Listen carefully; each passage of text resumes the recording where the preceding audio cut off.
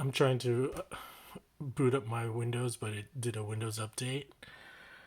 One of the steps is they're trying to get me to use Microsoft 365. It's a subscription based office tool for Microsoft Word, Excel, PowerPoint.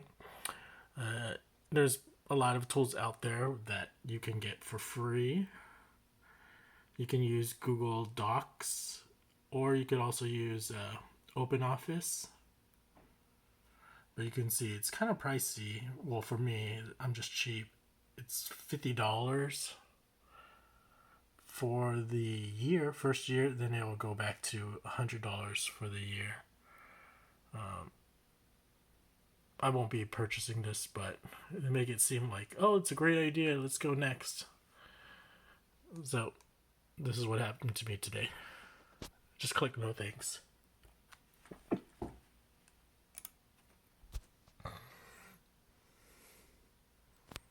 And they still even want to pin this.